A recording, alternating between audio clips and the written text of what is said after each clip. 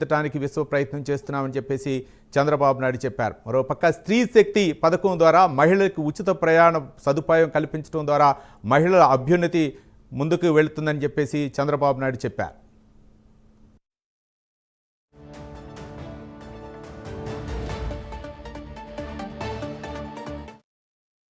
YSR Congress party ఉనికిని కోల్పోతున్నారు. అందుకే ఫేక్ రాజకీయాలతో ప్రజల్ని మోసం చేయాలని చూస్తున్నారు. ప్రభుత్వ కార్యక్రమాల్ని అడ్డుకోవాలని ప్రయత్నం చేస్తున్నారు. అసెంబ్లీకి రాకుండా పార్టీ ఆఫీసులు మూసుకొని సోషల్ మీడియా ఆఫీసులు పెట్టారు.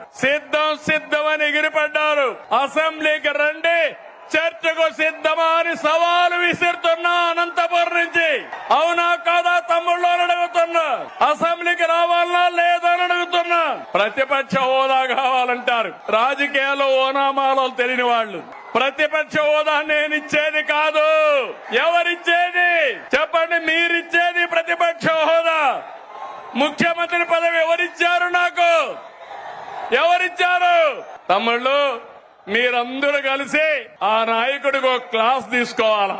తీసుకుంటారా అని అడుగుతున్నా.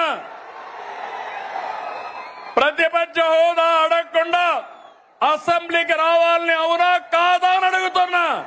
అవునంటే గట్టిగా చెప్పండి, కూడా చెప్పండి. అసెంబ్లీకి రావాలి.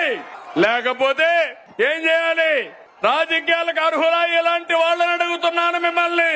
తమ్ముళ్ళు, శాసనసభకు రాకుండా రప్ప అని రంకెలేస్తున్నారు. తీరు మారిందా అని అడుగుతున్నా మిమ్మల్ని. రప్ప అంటే ఇక్కడ చూస్తూ ఊరుకోవడానికి ఇక్కడ ఉండేది సిబిఎన్ పవన్ కళ్యాణ్. సోషల్ మీడియాలో పోస్టులు పెట్టి ఆడబిడ్డల్ని అవమానిస్తే కబద్దార్, జాగ్రత్తగా ఉండండి. అవమానించిన 5 నిమిషాల్లో మీ చొక్కా పట్టుకునే మా పోలీసు సిద్ధంగా ఉంటారు. కూటమి ప్రభుత్వం అందరి ప్రభుత్వం, అన్ని వర్గాల ప్రభుత్వం. ఇప్పుడే నేను స్త్రీ శక్తి ఇచ్చాను. ఈ రోజు మీ అందరికీ హామీ ఇస్తున్నా. దసరా రోజున ఆటో డ్రైవర్లందరికీ వాహన మిత్ర కింద 15,000 రూపాయలు ఆర్థిక సహాయం చేస్తామని అనౌన్స్ చేస్తున్నాను. హ్యాపీనా? సంతోషమా అని అడుగుతున్నా. ఎన్నికల్లో చెప్పాం, ఎన్ని కష్టాలున్నా చేస్తాం. వాహన మిత్ర కింద సంవత్సరానికి ఆటో డ్రైవర్లకి 15,000 ఇస్తామని మీ అందరికీ హామీ ఇస్తున్నా. గత ప్రభుత్వం ప్రజావేదిక కూల్చివేతతో విధ్వంస పాలన మొదలుపెట్టి రాష్ట్రాన్ని అగాధంలోకి నెట్టేసింది.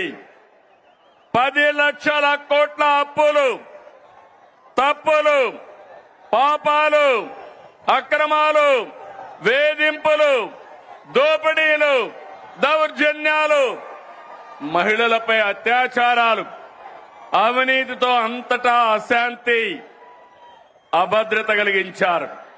93 కేంద్ర ప్రాయోజిత పథకాల్ని నిలిపివేశారు. నిరుద్యోగం, గంజాయి, డ్రగ్గులు తెచ్చిపెట్టారు. 15 నెలలుగా అనేక సవాళ్లను అధిగమించాం. ఒక్కొక్క అడుగు ముందుకేస్తూ పరిపాలన ఘాట్ని పెట్టే ప్రయత్నం చేస్తున్నాం.